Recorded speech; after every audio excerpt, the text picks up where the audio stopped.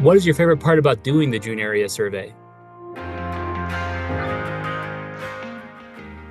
My favorite part is going out and meeting the farmers. They are so different, and I learn a lot from them. You know, they're always willing to talk, and I love listening to them. And I love being able to suggest things to them, like going to their FSA office, going to the NRCS office. You know, a lot of them aren't aware that there's things out there that can help them. June area really brings out the farmer's wife in me. I love driving around the country and seeing the different farms and meeting the different farmers and just learning about how they go about their agricultural production and how it compares and contrasts with what my husband does. Being able to go out and take the aerial photo and look at things, you don't really get as good a view as you get when you go out and drive around and observe the land. You can really see what's happening, and better than the aerial photo provides. The best thing is when you're sitting with a farmer and you're looking at that big aerial photograph and he's pointing out things that you notice together, and it's really good to draw off the track boundaries in that segment with the farmer right there. We could do it, I mean, sometimes we're doing it at his kitchen table, sometimes on the hood of a truck, and that's probably the most fun thing, because you really get to know the farmer that way. So the favorite part for me, it's kind of a puzzle. And I don't do jigsaw puzzles, but you get a hold of one person and 1/4 section of the ground, and once you get that first spot laid out, it's kind of like doing the edges first on a jigsaw puzzle. It's interesting. You get the first part of the puzzle drawn out and identified, and the information you need from it, and then you can just start kind of connecting it all together. Now, I know there's some challenges with June area. What would you say is your most challenging issue, and how do you overcome that? I think the most challenging thing for me always has been just the sheer number of people that we need to contact, and how to accomplish that. And of course, after you've worked a segment a couple of years, it's because you've kind of learned, oh, he's a dairyman, so if I get there shortly after milking time, I'm going to be able to talk to him, or then I probably need to wait until evening milking. So that is finding the people and getting the work done in the short amount of time. And the way I have learned to overcome that is to get organized, spend that time between training and being able to go out in the field and work with the farmers, is to really be organized and do as much preliminary work. And so the last few years when we've done pre-screening, that's really helpful, because sometimes you spend quite a bit of time doing some detective work to find out who's on those new segments. Well, the hardest part is probably just figuring out who operates the land, especially in a real complicated segment with lots and lots and lots of operators. Even if most of them are non-agricultural operators, it can be really hard to pin down. But something I've found that helps is, of course, talk to as many of them as you can. And something that has been pretty useful is talking to people nearby the segment. I was out at a segment and there was nobody there in the segment, but the neighboring farmer, I went and I said, here's what I'm working on. Tell me who farms here. And they gave me all kinds of information that they're not a part of the June area survey, but just getting information from wherever you can get it is really, that's about the best you can do. Especially the FSA paperwork that comes in the envelope, that's really important, because it tells you pretty good idea who's farming and who does own the land, or at least has the farm number assigned to them. But that's wherever you can get information. It's like like we're told, it's kind of a scavenger hunt for information. So Last year, I had a new segment, and it wasn't very far from my home, less than 20 miles. And so I look forward to going and getting this one put together. It contained, the segment had around 50 ag tracks, so it was pretty complex in the sense that I had a lot of work to do to just take care of it. And so my first trip out there to observe it, I always take a notebook and make notes as I drive around, recording what I observe with each potential tract, and arrived there, and like I say, last year. Well, that whole segment was covered by probably 1.5 feet of snow. So you can't really see what's going on in a field or on a piece of property. I knew a couple of the people who lived inside that segment and had property, and I thought, well, I'll just stop and contact them. Neither one was home.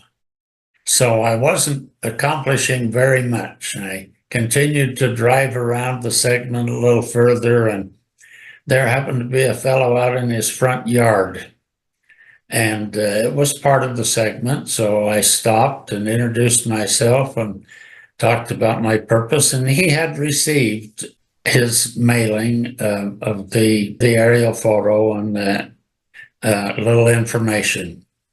And he was very receptive to sit and visit with me, and invited me to come in and sit down and talk with him about his property and his portion of that segment. Subsequently, I learned in talking with him that he was the secretary of the local irrigation company, and he had contact information and detailed information he provided to me about who owned every piece of property and whether they used it for ag or not, because he knew if they had water, they potentially had agriculture.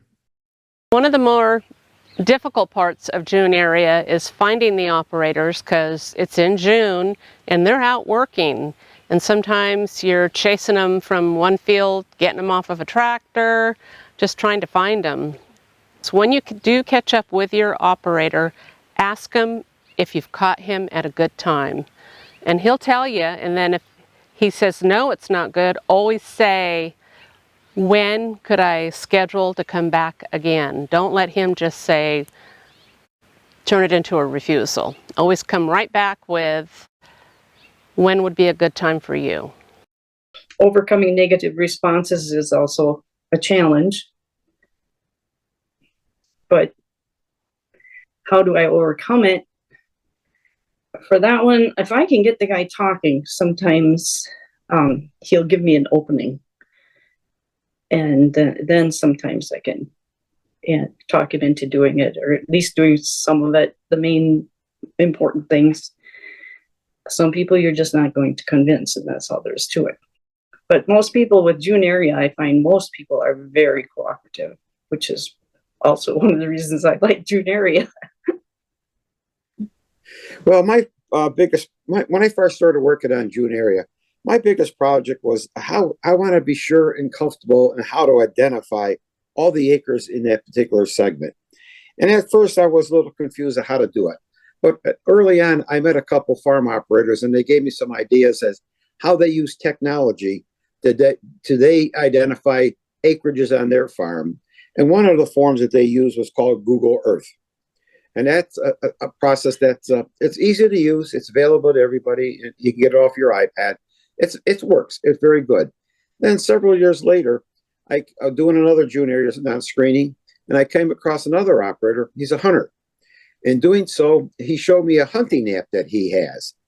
And that app is called OnX Hunt. And what that does, it allows me to go into that particular segment once I identify the area, and I can identify not only the owner, but how much land they have in that particular segment.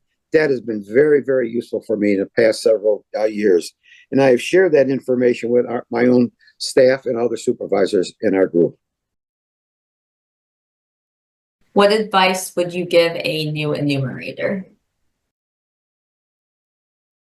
Don't be overwhelmed by all the details. Focus on the basic things. You're basically trying to find out who's operating this land and what's going on in this land, and everything else supports those two major functions.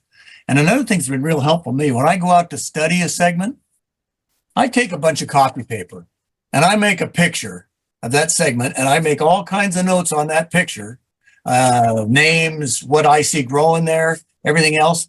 And this Delorme book is really helpful for finding. I think they make one for every state in the union. I've just got a Washington, and that and the navigation system on our iPads or on my phone is really good for finding people.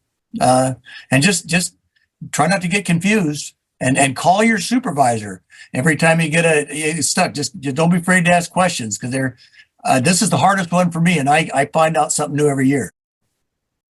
Build good relationships with them before you get there. Even if you call ahead, try to find out how they're going to receive you when you actually get to the property. And that's probably the key, is building those good relationships, because otherwise got a lot of resistance to the interview.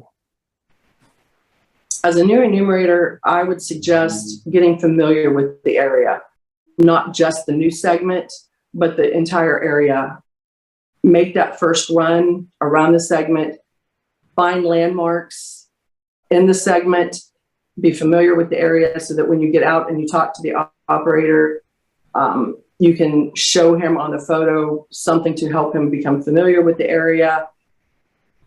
Shows that you know what you're talking about, give you some street cred with the operator when you get out there and talk to him.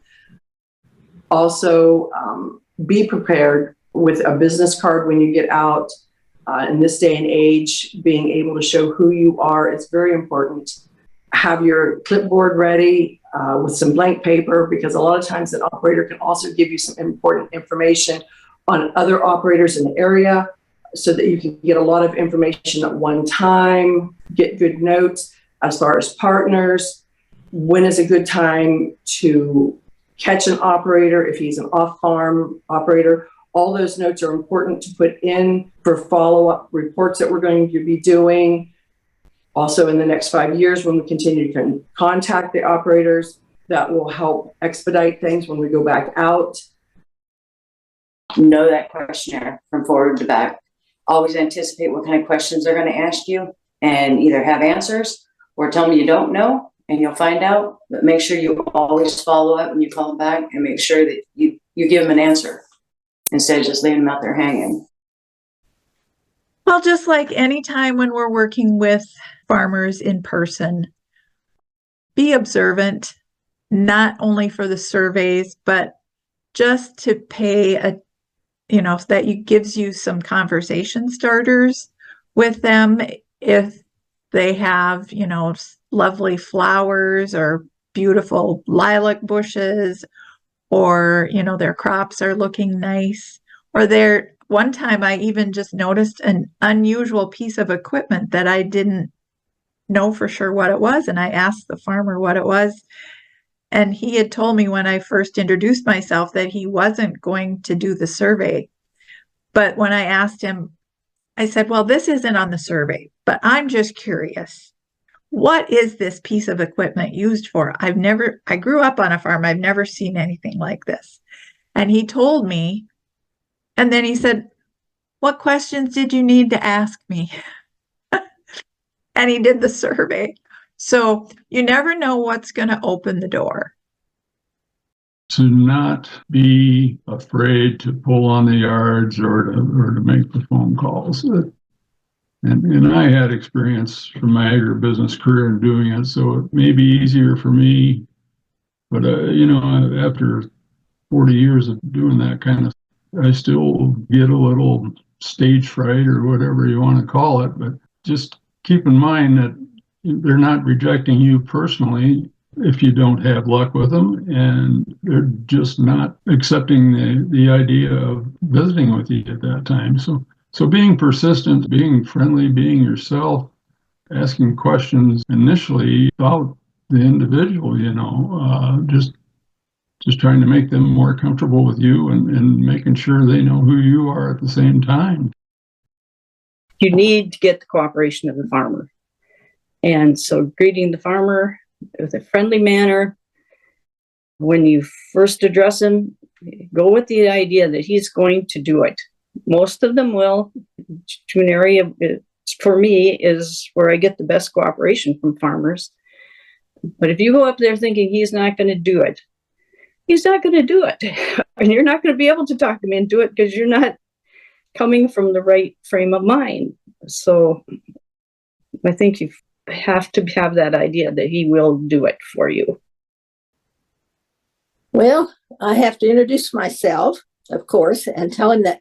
And I tell him up front, you're going to be seeing me for 5 years because that's how long. And I have this great big map and I show it to them and that fascinates them. So that seems to help a lot because we haven't got into anything invasive yet. So then you got to kind of, and I check out on the internet how old they are first, because your age has a different attitude than somebody that's 80. I'm finding a lot of, that sort of thing. So I find out everything I can about the people I'm going to see. So I am prepared to talk to them. And if their cows are out, you help them put them in. If they're working on the combines, you help hold the shaft. So you just do everything to make it work. When you're contacting the cooperators, call at different times of the day. Call early in the morning or later in the afternoon. And when you drive, try to let them know ahead of time that you're going to be in the area. And when you stop, and I found this particularly useful when I stop to a non-ag place and verify who's living there, ask the person who's farming the land around them, and most of the time they'll have a great idea. Don't become overwhelmed by this. There are a lot of resources to use and learn those resources, or at least try them out, including what training has given to us to use and utilize. Ask for help from your supervisor or other field enumerators that might have a couple years behind them in this. Because like I said, you follow a protocol and something set forth, but also you have to find your own system on how you would do this without kind of overwhelming yourself. But because not every area is different, like I said, you might have a lot of ag in one spot and then a ton of non-ag and so forth. So just ask for help, use the resources that are available, and try them and learn them, and you can probably find a way to get good, correct data. I like my people, when we're working in the middle of a survey, I like for them to contact me at least every other day and let me know where they're at. And I tell all my new enumerators that I expect you to stay in touch with me. I expect to know where you're at, what you're doing. If I've got some enumerator that's going out in the middle of nowhere, I expect them, if they don't have somebody else to let know where they're going, I expect them to let me know. And then I don't care if it's just a text. And I want them to send me a text when they get out of there. I'm pretty strict on that because we have areas that are not always the best looking areas to go into, and some of them get a little iffy. And so I kind of stick to that one thing, and I think safety is our top priority to any enumerator, but especially the new ones. You have to stress the safety of everything that they do. Safe, driving. If you don't feel like it's a safe place to go, don't stop. Drive on by, call me, text me, something, let me know that you don't feel comfortable stopping there, and I'm okay with that. Maybe someone can go with you, maybe I can go with them or another enumerator. We work as a team. I think sometimes we forget that we have enumerators out there to help us work as a team. And it takes teamwork to do each and every survey that we do. And I think when you hire someone new, getting them to understand that it's teamwork that gets us through these surveys, and it's teamwork that gets us through anything that we do, classes or anything, that we have to have that teamwork or we ain't going to make it. That's how we get through each and every survey. I do find that every year I'm a little bit different. My workload is a little different. So what worked for me last year, I might modify that a little bit. So I kind of think through how I want to organize my work and how I want to do the data entry, making sure that I don't overextend my working day so far that I don't have time to do the data entry, because that can take a long time, more than you think it should. I remember probably I was 10 years in and I'd been working like crazy. I had all these surveys done, but I was out on the road and I wanted to get it done. I think I spent probably 12 hours on a Sunday afternoon and evening trying to get that work the paperwork all caught up. And so I really do try to keep caught up with the data entry. That takes a lot of the stress off.